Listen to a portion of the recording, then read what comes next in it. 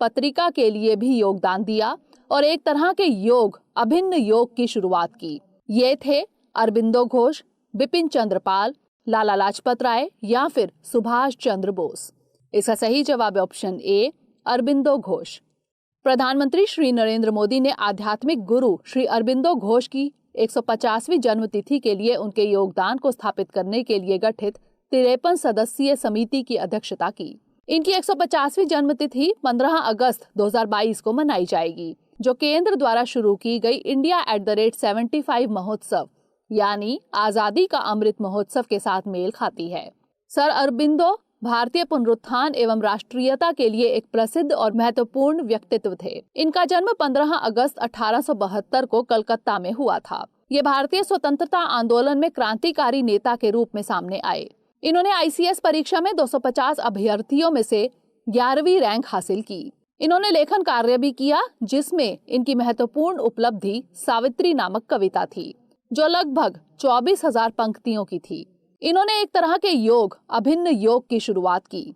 इन्होंने अपने भाई बारिंद्र घोष के साथ मिलकर युगांतर पत्रिका के लिए महत्वपूर्ण योगदान दिया। 1905 में इन्होंने वंदे मातरम नामक अंग्रेजी समाचार पत्र की शुरुआत की। मई 1908 में अलीपुर बम कांड में जुड़े होने के कारण इन्हें गिरफ्तार किया गया। तो इस तरह इस प्रश्न का सही जवाब है ऑप्शन ए, अरबिंदो घोष। अगला प्रश्न है, चर्चा में रहा बेलगावी सीमा विवाद किन राज्यों के बीच है? केरल तमिलनाडु, कर्नाटक आंध्र प्रदेश, महाराष्ट्र तेलंगाना या फिर महाराष्ट्र कर्नाटक। इसका सही जवाब है ऑप्शन डी, महाराष्ट्र कर्नाटक। कर्नाटक और महाराष्ट्र के बीच स्वतंत्रता के पश्चात हुए भाषाई आधार पर राज्यों के पुनर्गठन के बाद 1956 से ही बेलगावी सीमा विवाद चल रहा है। बेलगावी कर्नाटक में एक स्थान है जहां मराठी भाषी लोगों की संख्या अधिक है और यह महाराष्ट्र व कर्नाटक के बीच 5 दशक पुरानी सीमा रेखा के केंद्र में रहा है। महाराष्ट्र बेलगावी और उसके आसपास के क्षेत्र यानी कर्नाटक के करवार, बिदर और गुलबर्ग जिले मराठी भाषी बहुल व भाषाई एकरूपता के आधार पर दावा करता है, जबकि कर्नाटक राज्य पुनर्गठन अधिनियम को ही मान्यता देता है। इसलिए विकल्प डी सत्य है। तो इस तरह इस प्रश्न का सही जवाब है ऑप्शन डी, महाराष्ट्र कर्नाटक। अगला प्रश्न है, इस्लामिक विकास बैंक के संदर्भ में निम्नलिखित कथनों पर विचार करें। 1. इस बैंक का उद्देश्य शरीयत कानून के आधार पर आर्थिक विकास के लिए वित्त उपलब्ध कराना है। 2. इस बैंक का सदस्य बनने के लिए किसी राष्ट्र की कुल जनसंख्या का कुछ अनुपात मुस्लिम होना जरूरी है। उपरोक्त में से कौन सा यहाँ से कथन सत्य है या फिर है? केवल 1, केवल 2, 1 और 2 दोनों या फिर ना तो 1 और ना ही 2। इसका सही जवाब है ऑप्शन ए, केवल 1। अफगानिस्तान की आर्थिक समस्याओं से निपटने के लिए इस्लामिक सहयोग संगठन के विदेश मंत्रियों की बैठक में मानवीय ट्रस्ट फंड स्थापित करने के लिए सहमति बनी। यह फंड इस्लामिक सहयोग संगठन के अंतर्गत स्थापित किया जाएगा, जो अन्य समूहों के साथ मिलकर अफगानिस्तान को सहायता प्रदान करेगा। इस्लामिक विकास बैंक एक अंतर्राष्ट्रीय वित्तीय संस्था है। यह मुस्लिम देशों के वित्त मंत्रियों के सम्मेलन में की गई घोषणा के बाद इसे स्थापित किया गया। सम्मेलन दिसंबर 1973 में जेधा में आयोजित किया गया और बैंक की औपचारिक शुरुआत अक्टूबर 1975 में हुई। इस बैंक का उद्देश्य शरीयत कानून, जो कि एक इस्लामिक कानून है, के आधार पर सदस्य देशों के साथ मुस्लिम समूहों को आर्थिक एवं सामाजिक विकास के लिए वित्त उपलब्ध कराना है। इसलिए कथन 1 सत्य है। बैंक का मुख्यालय सऊदी अरब के जेदा में है। वर्तमान में इसके 56 सदस्य देश हैं। इसकी सदस्यता के लिए शर्तें हैं। OIC के सदस्य देश ही इसके सदस्य बन सकते हैं, जो बैंक की पूंजी में अपना योगदान दें और जो IDB बोर्ड के गवर्नरों द्वारा निर्धारित नियम एवं शर्तों का पालन करें। इसलिए कथन 2 सत्य नहीं है। तो इस तरह इस प्रश्न का सही जवाब है ऑप्शन ए, केवल 1। अगला प्रश्न है, national commodities and derivatives exchange यानी NCDEX के बारे में निम्न कथनों पर विचार कीजिए। 1. यह भारत में प्राथमिक रूप से कृषि वस्तुओं के लिए है।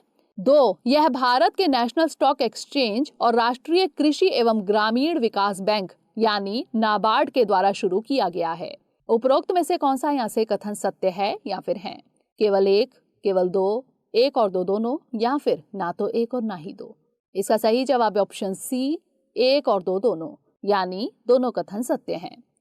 हाल ही में भारतीय प्रतिभूति एवं विनिमय बोर्ड यानी सेबी ने 1 साल के लिए national commodities and derivatives exchange यानी NCDEX के आने वाले प्लेटफॉर्म से 7 कृषि वस्तुओं के डेरिवेटिव्स व्यापार को बैन कर दिया है।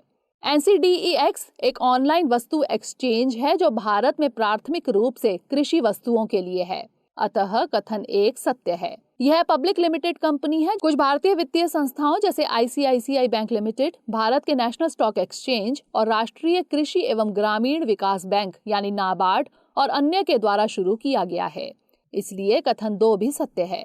इसमें 25 कृषि वस्तुओं के समझौतों को शामिल किया गया है।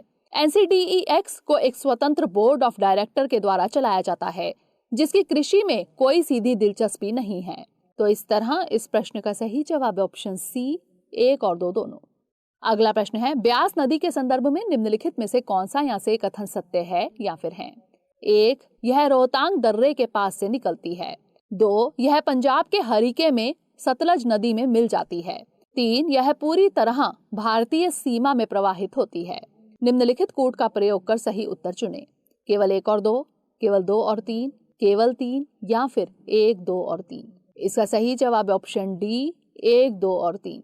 ब्यास नदी पीर पंजाल श्रेणी के दक्षिणी किनारे पर रोहतांग दर्रे के पास से निकलती है, जो रावी नदी के स्रोत के नजदीक है। यह सिंधु नदी की एक सहायक नदी है, इसलिए कथन 1 सत्य है। यह पंजाब के हरीके में सतलज नदी में मिल जाती है। यह अपेक्षाकृत छोटी नदी है जो केवल 460 किलोमीटर लंबी है और पूरी तरह भारतीय सीमा में प्रवाहित होती है, इसलिए कथन 2 और 3 भी सत्य है। तो इस तरह इस प्रश्न का सही जवाब ऑप्शन डी 1, 2 और 3, यानी सभी कथन सत्य हैं। अगला प्रश्न है, संसदीय स्थायी समितियों के संबंध में निम्नलिखित कथनों पर विचार कीजिए। 1, इनका गठन केवल संसद के एक अधिनियम के प्रावधानों के तहत किया जाता है। 2, श्रीमती रमा देवी सामाजिक न्याय और अधिकारिता की विभागीय रूप से संबंधित स्थायी समितियों की वर्तमान अध्यक्ष हैं। उपरोक्त कथनों में से कौन सा यहाँ से सही है या फिर है? केवल 1, केवल 2, दोनों 1 और 2 या फिर ना तो 1 और ना ही 2। इसका सही जवाब ऑप्शन बी केवल 2। बाल विवाह निषेध संशोधन विधेयक 2021 को संसद की स्थायी समिति को भेजा गया है। इस विधेयक में सभी धर्म की लड़कियों की विवाह की आयु को 18 से बढ़ाकर 21 वर्ष करने का निर्णय लिया गया है। जान लेते हैं संसदीय समिति के बारे में। संसदीय समिति का अर्थ है एक समिति जो सदन द्वारा नियुक्त, निर्वाचित अथवा अध्यक्ष द्वारा नामित की जाती है। ये समितियां अध्यक्ष के निर्देशानुसार कार्य करती हैं तथा अपना प्रतिवेदन सभा को या अध्यक्ष को प्रस्तुत करती हैं। संसदीय समितियां 2 प्रकार की होती हैं, स्थायी और तदर्थ समितियां। स्थायी समितियों का गठन समय समय पर संसद के अधिनियम अथवा लोकसभा में प्रक्रिया और कार्य संचालन के नियमों के प्रावधानों के अनुसार होता है, इसलिए कथन 1 सही नहीं है। श्रीमती रमा देवी सामाजिक न्याय और अधिकारिता की विभागीय रूप से संबंधित स्थायी समितियों की वर्तमान अध्यक्ष हैं, इसलिए कथन 2 सही है। तो इस तरह इस प्रश्न का सही जवाब ऑप्शन बी केवल 2। अगला प्रश्न है, संसद में बजट पेश किए जाने के संदर्भ में निम्नलिखित कथनों पर विचार कीजिए। 1, भारतीय संविधान के अनुच्छेद 112 के अनुसार 1 साल के केंद्रीय बजट को वार्षिक वित्तीय विवरण कहा जाता है। 2, बजट में केवल 3 घटक होते हैं, राजस्व एवं पूंजीगत प्राप्तियों का अनुमान, राजस्व बढ़ाने के तरीके और साधन एवं व्यय का अनुमान। उपरोक्त कथनों में से कौन सा यहाँ से सही नहीं है या फिर है? केवल 1, केवल 2, दोनों 1 और 2 या फिर ना तो 1 और ना ही 2। इसका सही जवाब ऑप्शन सी दोनों 1 और 2, यानी दोनों कथन गलत हैं। वित्त मंत्री निर्मला सीतारमण आज कुछ प्रमुख अर्थशास्त्रियों के साथ बजट पूर्व परामर्श करने वाली हैं। बता दें कि भारतीय संविधान के अनुच्छेद 112 के अनुसार 1 साल के केंद्रीय बजट को AFS यानी वार्षिक वित्तीय विवरण कहा जाता है, इसलिए कथन 1 सही नहीं है। यह सरकार की एक वित्तीय वर्ष में कुल अनुमानित प्राप्तियों और व्यय का विवरण है। इसके अलावा बजट में निम्नलिखित बातें शामिल हैं: राजस्व और पूंजीगत प्राप्तियों का अनुमान, राजस्व बढ़ाने के तरीके और साधन, व्यय अनुमान, पिछले वित्तीय वर्ष की वास्तविक प्राप्तियों और व्यय का विवरण तथा उस वर्ष में किसी भी कमी या अधिशेष का कारण, आने वाले वर्ष की आर्थिक और वित्तीय नीति अर्थात कराधान प्रस्ताव तथा नई योजनाओं या परियोजनाओं की शुरुआत। अतः कथन 2 सही नहीं है। 2017 में किए गए बदलाव हैं 1 फरवरी को रेल बजट का आम बजट के साथ विलय और योजनागत और गैर योजनागत व्यय की समाप्ति। तो इस तरह इस प्रश्न का सही जवाब है ऑप्शन सी, दोनों 1 और 2। अगला प्रश्न है, ग्रेट रीसेट इनिशिएटिव निम्नलिखित में से किस संगठन या संस्थान की एक पहल है? ग्रीन पीस, यूनेप, विश्व स्वास्थ्य संगठन या फिर विश्व आर्थिक मंच? इसका सही जवाब है ऑप्शन डी, विश्व आर्थिक मंच। विश्व आर्थिक मंच यानी WEF ने ओमिक्रॉन के फैलते मामलों को देखते हुए दावोस में अपनी वार्षिक बैठक टाल दी है।